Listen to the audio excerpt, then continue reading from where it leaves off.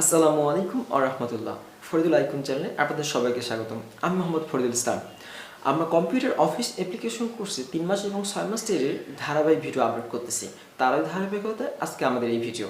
তো ভিডিও শুরু করার আগে আপনি যদি এখনও আমার চ্যানেলকে সাবস্ক্রাইব না করে থাকেন, please hit the subscribe button. যদি অলরেডি সাবস্ক্রাইব করে থাকেন, আপনাকে অসংখ্য ধন্যবাদ। তো চলুন শুরু করা যাক আমাদের আজকের এই ভিডিও। সবাইকে স্বাগতম কম্পিউটার স্ক্রিনে।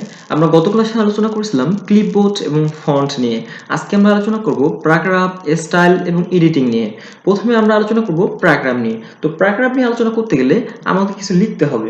তো শর্টকাট কিছু লেখা নিয়ে আসার জন্য আমি একটা শর্টকাট টেকনিক ব্যবহার করতেছি, সমান চিহ্ন এবং RAND, opening first bracket, closing first bracket, enter. যদি আপনি চাপেন তো কিছু লেখা অলরেডি চলে আসবে। এই লেখাগুলোর উপর আমরা প্যারাগ্রাফ সেকশনের কাজ করব। তো প্যারাগ্রাফ সেকশনে কাজ করতে আমরা প্রথমে যে টুলটা পাবো তার নাম হচ্ছে বুলেটস। বুলেটস মানে কি? বুলেটস মানে হচ্ছে প্রতীক। আপনি অবশ্যই নামগুলো জানতে হবে।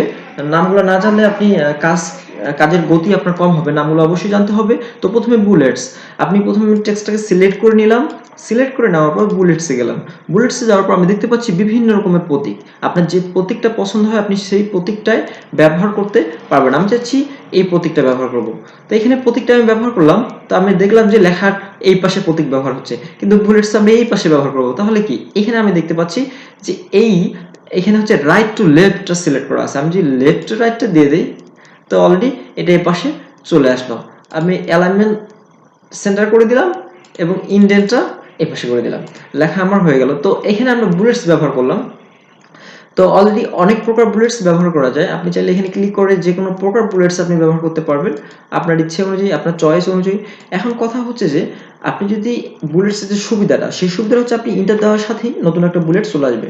যেমন আমি লিখলাম ICON, আপনি আরেকটা ইন্টার দিবেন, তাহলে আরেকটা বুলেট চলে আসবে। হ্যাঁ, আপনি চাইলে এক্সট্রা, আমি সময় নিচ্ছি না। তো এইভাবে আপনি যতবার ইন্টারপ্রেস করবেন ততবার বুলেট চলে আসবে। আপনি ইচ্ছা মতো আপনি বুলেটস এখান থেকে ব্যবহার করতে পারবেন। এখানে আরেকটা জিনিস বলে রাখি, আপনি চাচ্ছেন যে এই কয়েকটা বুলেটসের মধ্যে একটা বুলেটস আপনার পছন্দ হচ্ছে না, আপনি নতুন বুলেটস দিতে চাচ্ছেন, তাহলে আপনাকে করতে হবে কি, define new bullets. Define new bullets click করলে আপনি 3 প্রকার বুলেটস সিলেক্ট করতে পারবেন, সিম্বল থেকে, পিকচার থেকে, ফন্ট থেকে। সিম্বলে সবচেয়ে বেশি চিহ্ন আছে, এই জন্য আমি সিম্বলে গেলাম। সিম্বলে গিয়ে দেখতে পাচ্ছি অনেক অনেক অনেক অনেক চিহ্ন। আপনার ইচ্ছে অনুযায়ী আপনি একটা চিহ্ন ব্যবহার করবেন। আমি চাইলে এই ল্যাপটপটাই নিলাম এবং ওকে প্রেস করলাম এবং ওকে প্রেস করলাম। দেখেন আমার ল্যাপটপটা সবখানে চলে আসছে। আপনি এখানে XYZ কিছু লেখেন, এন্টার দেন, লিখছেন কিছু, এন্টার দেন, অলরেডি চলে আসবে। তো এই হচ্ছে বুলেটস। আপনি চাইলে ইচ্ছে মতো একটা বুলেটস নিয়ে ব্যবহার করতে পারবেন। এরপরে যে জিনিসটা আমরা দেখব সেটা হচ্ছে নাম্বারিং। নাম্বারিং মানে কি, আমরা যখন বাজারে যাই বা যে কোনো কাজ করার ক্ষেত্রে নাম্বারিং বিষয়টা খুবই জরুরি। নাম্বার দিতে হয়, 1 2 সিরিয়াল করতে হয়। সেই সিরিয়ালটা আমরা এখানে ইজিলি করতে পারবো। কিভাবে দেখেন, আমি এখানে সিলেক্ট করে নিয়ে লাস্টেরটা, এই জন্য এটা আসেনি। আপনি এই সবগুলো সিলেক্ট করে আপনি এখানে নাম্বারিংয়ে গিয়ে দিয়ে দিই এবং আপনি যদি ইন্টার দেন নতুন একটা নাম্বার চলে আসবে। জিনিসটা খুবই ইজি। আপনাকে আর নতুন করে নাম্বার দিতে হবে না, জাস্ট আপনি এন্টার বাটনে প্রেস করবেন আর নাম্বার চলে আসবে। জাস্ট আপনি এন্টার বাটনে প্রেস করবেন আর নাম্বার চলে আসবে। এভাবে আনলিমিটেড আপনি লিখতে পারবেন। এখানে নাম্বার যেই রোমান আছে, ABC আছে, হ্যাঁ, আপনার যেমনটা দরকার হয়, যেমনটা চয়েস হয়, আপনি তেমনটা নাম্বার নেওয়ার সাথে সাথেই সেগুলো পরিবর্তন হয়ে যাবে। এরপরে আমরা যেটা পাবো নাম হচ্ছে multi level list. Multi level লিস্টে কি হয়, মাল্টি লেভেল লিস্টে অনেক প্রকার নাম্বার আছে। আপনি যদি এটাকে সিলেক্ট করি, সিলেক্ট করার পর যাই এখানে যে দেখি হেডিং, সরি আর্টিকেল।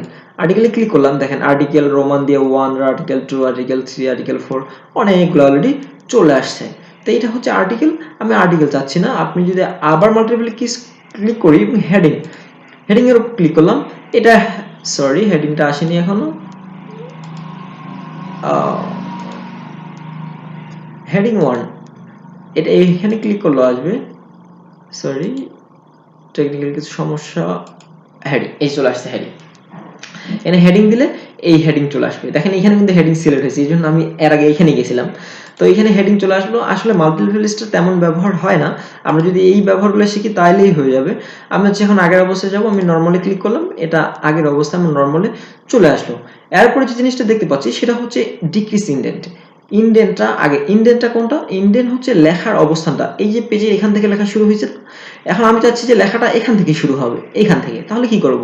ইনডেন্ট, আমাকে ইনডেন্টের কাজ করতে হবে। আমি ইনডেন্ট একটু আগে দিলাম, হ্যাঁ, এখন লেখা কিন্তু এখান থেকে শুরু হবে। আমি আরেকটু আগে দিলাম, এখান থেকে। আমি এখন দেখেন, আমি যদি ইন্টার দেই, আর কিন্তু আমার এই দিকে আর কিন্তু আসবে না কার্সর, এখান থেকেই শেষ। আমি বলে দিলাম যে এখানে আর এদিকে আসা যাবে না। আমি ইন্টার দেওয়ার সাথে সাথে দেখেন এখানে চলে আসতেছে। তো এই হচ্ছে ইনডেন্ট, পেজে লেখার অবস্থানটাকে নির্ণয় করতেছে। ইনডেন্ট হচ্ছে দুই প্রকার, একটা হচ্ছে লেফট, একটা হচ্ছে রাইট। আমি যদি এটাতে ক্লিক করি, এটা বাড়বে, দেখেন অলরেডি সিলেক্ট করে নেই, সরি, এই জন্যই এমনটা হচ্ছে। আমি একটু সিলেক্ট করে নেই, সিলেক্ট করলাম, সিলেক্ট করে আমি যদি ইনডেন্ট আগাই দিই, আমার লেখাটা আগে যাচ্ছে, আমার লেখাটা লেফটে চলে গেল। আর এটা ক্লিক করলে আমাদের রাইটে চলে যাবে। এই হচ্ছে ইনডেন্ট। এরপরে আমরা আসি অ্যালাইনমেন্টে। অ্যালাইনমেন্টও কিন্তু পেজে লেখার অবস্থান নির্দেশ করে, কিন্তু ইনডেন্ট আর অ্যালাইনমেন্টের মাঝে পার্থক্য আছে। আগে আমরা অ্যালাইনমেন্টটা জেনে নিই, তারপর আমরা পার্থক্যটা জানবো। অ্যালাইনমেন্ট হচ্ছে 4 প্রকার। একটা হচ্ছে লেফট, একটা হচ্ছে সেন্টার, একটা হচ্ছে রাইট, একটা হচ্ছে জাস্টিফাই। এই 4 প্রকার আমরা অ্যালাইনমেন্ট মাইক্রোসফট ওয়ার্ডের ক্ষেত্রে। তো লেফটটা কি হয়? লেফটটা হচ্ছে আপনি এই লেফটের দিকে লেখা শুরু করে রাইটের দিকে যাবেন, এটি হচ্ছে লেফট অ্যালাইনমেন্ট। সেন্টার অ্যালাইনমেন্টে কি হয়? সেন্টার অ্যালাইনমেন্টে কি হয়? আপনি কোথায় লেখা শেষ করেন সেটা বড় কথা না, বড় কথা হচ্ছে যে আপনার লেখাটা সেন্টারই চলে আসবে। আবার আপনি যদি এখানে দেখি ইন্টার দেই, আমি সরি, আমি এখানে ইন্টার দিলাম, দেখেন লেখা এইখানেই শুরু হয়ে যাচ্ছে, মাঝখানে এবং সাইডে বাড়তেছে। এইটি হচ্ছে রাইট অ্যালাইনমেন্টের কাজ। অনেক সময় আমাদের এটা ব্যবহার হতে পারে। আমি চাচ্ছি যে কন্ট্রোল এ দিয়ে সবগুলো সিলেক্ট করলাম, কিবোর্ড শর্টকাট, এরপর আমি লেফটে গেলাম, সরি রাইটে গেলাম। তো রাইটে গেলে কি হবে? আপনি এখানে লিখতে লেফটের দিকে যাবেন, রাইটের এখানে শুরু হবে। যেমন আরবি যখন আমরা লিখি, তখন আমরা কিন্তু রাইটের থেকে লেফটের দিকে যাই। তো আমরা এইখান থেকে শুরু করে কিন্তু এদিকে যাচ্ছি। সো আবার আমি ইন্টার দিই, আবার কিন্তু লেখাটা এদিকে শুরু হয়ে এদিকে যাচ্ছে। তো এইটাই হচ্ছে রাইট অ্যালাইনমেন্ট। এরপরে আমরা যদি দেখি জাস্টিফাই। জাস্টিফাইয়ের কাজটা কি? জাস্টিফাইয়ের কাজটা একটু অন্যরকম, অনেকের বুঝতে সমস্যা হয়। তো আমি এটাকে সিলেক্ট করলাম পরিবর্তন দেখার জন্য। এখন দেখেন, আমি যদি জাস্টিফাইতে ক্লিক করি, আপনি একটু লেখাটার দিকে খেয়াল করবেন। জাস্টিফাই, দেখেন দুই দিকে লেখাটা সুন্দর করে একটা দাগে চলে আসলো। দেখেন এখানে কিন্তু একটা স্পেসও দিয়ে দিয়েছে অলরেডিও, তারপরে কিন্তু এটা মেনটেন করছে। এখানে জাস্টিফাই কাজটা হচ্ছে দুই দিকের দুই সাইডটা ও মেনটেন করবে, এর নাম হচ্ছে জাস্টিফাই। এরপরে যদি আমরা আসি line spacing, line and paragraph spacing. Paragraph মানে বুঝি এখান থেকে আমার এইটুকু একটা প্যারাগ্রাফ, পরে আমাদের এইখান থেকে এইটুকু একটা প্যারাগ্রাফ, এবং লাইন বলতে আমি বুঝি এইটা একটা লাইন, এইটা একটা লাইন। তো এই দুই লাইনের মাঝখানে এবং এই দুই প্যারাগ্রাফের মাঝখানে, হ্যাঁ, এই দুই প্যারাগ্রাফের মাঝখানে এবং দুই লাইনের মাঝখানে যে ফাঁকাটা বলছে, সেই ফাঁকাটা কতটুকু হবে সেই বিষয়টাই নির্দেশ করতেছে এই আমাদের প্যারাগ্রাফ এবং লাইন স্পেসিং। আমি যদি এখানে ক্লিক করি, দেখেন এখানে একটা মাপ দেওয়া আছে 1.0, 1.15, 1.5, 2.0, 2.5, বড় হচ্ছে কিন্তু 3.0। হ্যাঁ, এখানে রিমুভ আফটার স্পেস। আপনি যদি কোনো স্পেসই না চান, আপনাকে রিমুভে ক্লিক করতে হবে। আমি রিমুভ দিয়ে দিলাম, একেবারে লাগালাগি গাদাগাদি অবস্থা হয়ে গেল লেখাগুলো। আমরা কোশ্চেন তৈরির ক্ষেত্রে এবং অনেক ক্ষেত্রে কিন্তু এটা আমরা ব্যবহার করে থাকি। এবং ইচ্ছে মতো আপনি চাইলে আপনার অ্যালাইনমেন্টটা ব্যবহার করতে পারেন লেখার সৌন্দর্যের ক্ষেত্রে, প্রয়োজনের খাতিরে, যেভাবে আপনি চান সেভাবে আপনি লেখার অ্যালাইনমেন্টটা লেখার লাইন স্পেসিংটা ব্যবহার করতে পারেন। এরপরে যে জিনিসটা দেখব তার নাম হচ্ছে শেডিং। শেডিং কি? শেডিং হচ্ছে যে পুরো লেখার লাইনটাকে কালার করে দিবে, এর নাম হচ্ছে শেডিং। যেমন আমি চাচ্ছি যে এই দুইটা লেখার লাইন আমার পুরো লাইনটা কালার লাগবে, তো আমি শেডিং এর উপর ক্লিক করলাম। ইচ্ছে অনুযায়ী আপনার যে কোনো একটা কালার আপনি এখানে দিয়ে দেন, অনেক সুন্দর দেখাচ্ছে। তো আমি এখানে কালারটা দিয়ে দিলাম, এটাই হচ্ছে শেডিং। আপনি যদি 2 লাইন 3 লাইন বা 1 লাইন লেখা থাক না থাক আপনি দিতে পারবেন। তো এই হচ্ছে শেডিং। এরপরে যে জিনিসটা পাবো আমরা তার নাম হচ্ছে বর্ডার। বর্ডার মানে সীমানা, তো আমরা সবাই চিনি বর্ডার দ্বারাই হচ্ছে সীমানা নির্ধারণ করা হয়। তো আমরা এখানে কিছু লেখার সীমানা নির্ধারণ করব। আমরা বর্ডারে ক্লিক করে, আমি যে অল বর্ডারে ক্লিক করি, দেখেন প্রত্যেকটা প্যারাগ্রাফ একটা নির্দিষ্ট সীমানার মধ্যে আবদ্ধ হয়ে গেল। আমি নিচের গুলা যদি করি তাহলে কি হবে দেখি কি হয়। অল বর্ডার করে দিই, প্রত্যেকটা লাইন আলাদা আলাদা বর্ডারে যুক্ত হয়ে গেছে, একটা বর্ডার আবদ্ধ করে রেখেছে তাদেরকে। এখন কথা হচ্ছে এখানে বর্ডার আমি ভুল করে দিয়ে দিছি, মিশাবো কিভাবে? আপনাকে সিলেক্ট করতে হবে, সিলেক্ট করার পর বর্ডারে গিয়ে নো বর্ডার করে দিতে হবে। দেখেন সব বর্ডার কিন্তু চলে গেছে। এখানে আরো অনেক প্রকার বর্ডার আছে, এখানে বটম বর্ডার আছে, মানে নিচ দিক দিয়ে বর্ডার হবে। দেখেন আমি যদি বটম বর্ডারটা দিই, লেখার নিচ দিকটা একটা বর্ডার হয়ে গেল। এভাবে সবগুলো বর্ডার আপনি একটা একটা করে ট্রাই করে দেখবেন, আপনার প্রয়োজন অনুযায়ী আপনি বর্ডার ব্যবহার করবেন। টপ বর্ডার, উপরে বটম, নিচে লেফট রাইট, হ্যাঁ অনেক প্রকার বর্ডার আছে। আপনি চাইলে আপনার প্রয়োজন অনুযায়ী সেই বর্ডারগুলো আপনি ব্যবহার করবেন। এরপর যে জিনিসটা দেখতে পাচ্ছি সেটা খুবই ইন্টারেস্টিং। প্রথমেই আমরা এই কাজটা করছিলাম কিন্তু আপনাদেরকে বলা হয়নি, left to right text direction কোন দিক থেকে কোন দিকে যাবে, ডিরেকশন মানে রাস্তা দেখাবে, রাস্তা পাথ কোন দিকে। আমি চাচ্ছি এই টেক্সটগুলোর ডিরেকশন এখন কোথায় আছে, এখন কিন্তু আছে লেফট টু রাইট, মানে লেফটের দিকে লেখাটা শুরু হবে এবং রাইটের দিকে যাবে। লেফটের দিকে শুরু হবে, রাইটের দিকে যাবে, এটি হচ্ছে লেফট টু রাইট ডিরেকশন। এখন কথা হচ্ছে আমি একটু ঘুরাই দিই, তো আমি রাইট টু লেফট দিয়ে দিই, তাহলে কি হবে, এখন লেখাটা এই দিক থেকে শুরু হয়ে কিন্তু এই দিকে যাবে, এই দিক থেকে শুরু হয়ে এই দিকে যাবে। আগে এই লাইনটা মেনটেন করবে, তারপর এই লাইনটা মেনটেন করবে। এখন আমি যদি দেখি আগেরটাই করে, তাহলে দেখেন এই পাশটা মেনটেন করে তারপর এই পাশে যাচ্ছে। আমি মনে হয় বুঝাতে পেরেছি আপনাদের। এরপরে যেটা জিনিস পাবো তার নাম হচ্ছে শর্ট, এই টুলের নাম শর্ট, সাজানো। কিভাবে আমরা লেখাটাকে সাজাতে পারি, বড় থেকে ছোট না ছোট থেকে বড়। এসেন্ডিং মানে হচ্ছে ছোট থেকে বড়, একের পর দুই, দুইয়ের পর তিন, তিনের পর চার। ডিসেন্ডিং হচ্ছে প্রথমে চার, তারপর তিন, তারপর দুই, তারপর এক। অলরেডি ডিসেন্ডিং করা আছে, আমরা এসেন্ডিং করি। এসেন্ডিং এর উপর ক্লিক করলাম, ওকে বাটন প্রেস করলাম। দেখেন ভিডিও লেখাটা, ভিডিও প্যারাগ্রাফটা ছিল উপরে, এখন কিন্তু এটা নিচে চলে আসছে এবং রিডিংটা উপরে চলে গেছে। আমি যদি পরিবর্তন দেখাতে আপনাকে আরেকবার দেখাই, ডিসেন্ডিং এর উপর ক্লিক করলাম, দেখেন ভিডিও প্রোডাক্টসটা উপরে চলে যাবে, ভিডিও প্রোভাইডস উপরে চলে যাবে। দেখেন ভিডিও প্রোভাইডসটা উপরে চলে আসলো। এই হচ্ছে এসেন্ডিং ডিসেন্ডিং। এটা পুরো প্যারাগ্রাফের ক্ষেত্রে কাজ করতেছে। আপনি যদি আলাদাভাবে লাইনের ক্ষেত্রে কাজ করতে চান তাহলে এইভাবে লাইনে আপনি কাজ করতে পারবেন। এরপরে যেটা দেখবো শো হাইড বাটন, এটা হচ্ছে প্রত্যেক লাইন এবং প্রত্যেক প্যারাগ্রাফের শেষে একটা চিহ্ন আমাদেরকে ব্যবহার করবে। এটার কাজ অ্যাডভান্স লেভেলে আমরা কিছু করব গিয়ে, এখন এই পর্যন্ত জেনে রাখি শুধু প্রত্যেকটা প্যারাগ্রাফ এবং প্রত্যেকটা লাইনের শেষে এই চিহ্নটা আমরা ব্যবহার করব। চিহ্নটার নাম হচ্ছে শো হাইড। এরপরে যেটা আমরা পাবো তার নাম হচ্ছে স্টাইল। স্টাইল মানে আমরা সবাই জানি বিভিন্ন আঙ্গিকে বিভিন্ন শেপ কাজ করা, এটার নাম হচ্ছে স্টাইল। আমি লেখাগুলো সিলেক্ট করলাম, আমি যদি হেডিং 1 দেই দেখেন কেমন একটা স্টাইল হয়ে গেল। আমি যদি হেডিং 2 দেই এইটা স্টাইল, 3 এটা, 4 এটা, 5 এটা। আপনার ইচ্ছে অনুযায়ী আপনি স্টাইল দিতে পারবেন এবং এইখানে ক্লিক করে আপনি আরও অনেকগুলো স্টাইল দেখতে পারেন। আপনার প্রয়োজন অনুযায়ী, আপনার ইচ্ছা অনুযায়ী, আপনার কাজের ধরন অনুযায়ী আপনি এখানে আপনার স্টাইলটা ব্যবহার করবেন। আমি নর্মালটাই রেখে দিলাম। এবং কিভাবে আপনার নতুন স্টাইল যোগ করবেন, আপনার নিজে একটা স্টাইল তৈরি করে যোগ করে দিবেন এই স্টাইল লিস্টে। কিভাবে এটা করবেন এটা আমরা পরে দেখাবো নতুন একটা ভিডিওতে। তো আজকে এই পর্যন্তই, শুধু জেনে রাখুন। এরপরে যেটা পাবো আমরা নাম হচ্ছে এডিটিং। এডিট করা, হালনাগাদ করা। আমরা কিভাবে আমাদের এই টেক্সটগুলোকে হালনাগাদ করতে পারবো সেই বিষয়টা নির্দেশ করতেছে এডিটিং। তো প্রথমে আমরা ফাইন্ড মানে হচ্ছে খোঁজা, কোনো কিছু খুঁজতে গেলে ফাইন্ডে ক্লিক করব। ফাইন্ডে ক্লিক করলে আমরা এখানে একটা ড্যাশবোর্ড পাইলাম। এই ড্যাশবোর্ডে এখানে লেখা হচ্ছে ইউ, এবং এখানে অনেকগুলো ইউতে কালার পাচ্ছি। তার মানে হচ্ছে এখানে আমরা যেই লেখাটা দিয়ে খুঁজবো সেই লেখাটা এখানে আমরা পাবো। আমি চাচ্ছি দা, THE দিয়ে লিখলাম। কয় জায়গায় দিয়ে আছে, দা আছে কয় জায়গায়, 22টা রেজাল্ট, অলরেডি 22টা জায়গায় দা আছে।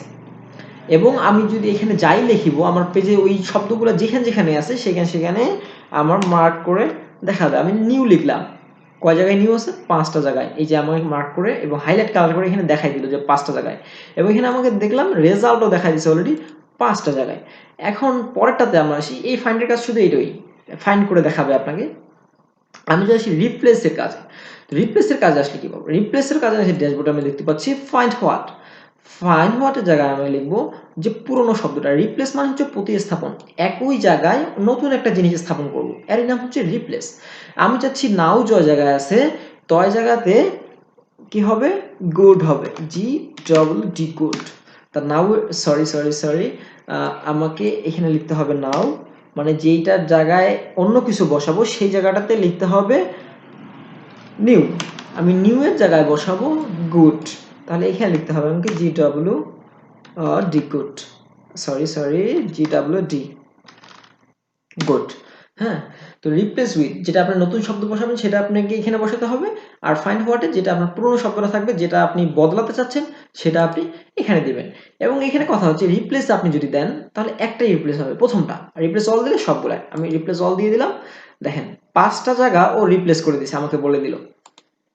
হ্যাঁ, 5টা জায়গায় ও রিপ্লেস করে দিছে। এখানে আপনি যে কোনো শব্দ এখানে রিপ্লেস করতে পারেন, যেমন দার, দিটাই দেখছিলাম অনেক জায়গায় THE, তো আমি দার জায়গায় লিখবো, কি লিখবো, ইউ, ওয়াই ও ইউ, দার জায়গায় ইউ, রিপ্লেস অল, 22টা জায়গায় ছিল দা, সবগুলোতে ইউ হয়ে গেল।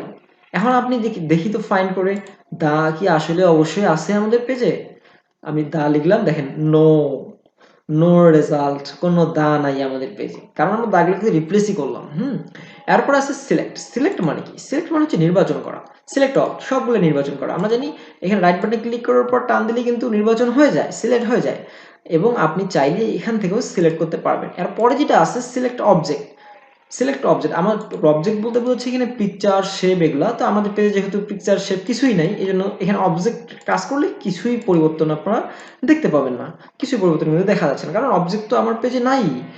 এরপরে যেটা আমরা পাচ্ছি select text with similar formatting. একই ফরম্যাটিং এর যে টেক্সটগুলো আছে সেই টেক্সটগুলোকে ধরে নিবে। তো আমি একটু কাজ করে দেখি তো একই ফরম্যাটে করে। আমি হচ্ছে এটাকে হেডার 1 এর কাজ করলাম, এইটাকে হেডার 1 এর কাজ করলাম, এটাকে হেডার 1 এর কাজ করে দিলাম। তাহলে এগুলো কিন্তু সিমিলার টেক্সট। এখন আমি যদি যাই, দেখেন 3টা জায়গা কিন্তু সিলেক্ট করেছি, আমি কিন্তু 3টা জায়গা সিলেক্ট করি নাই। এক্ষেত্রে কিন্তু এইটাও সিমিলার, এটাও সিমিলার, এটাও সিমিলার। এটা একটু দেখি তো, সিলেক্ট সিমিলার টেক্সট, দেখেন ও সবটাই তো করার কথা না, সিমিলার টেক্সট।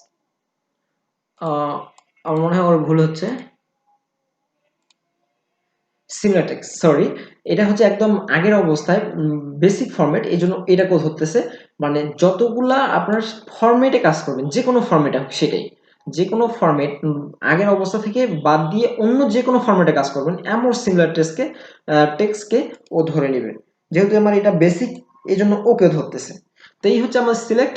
অলরেডি আজকে আমরা জানলাম প্যারাগ্রাফ, স্টাইল এবং এডিটিং। আশা করি ভিডিওটা আপনার অনেক উপকারে আসবে। যদি ভিডিওটা আপনার উপকারে একটু হলেও এসে থাকে, তো অবশ্যই আমার চ্যানেলকে সাবস্ক্রাইব, লাইক, কমেন্ট এবং শেয়ার তো must be. Thanks for watching.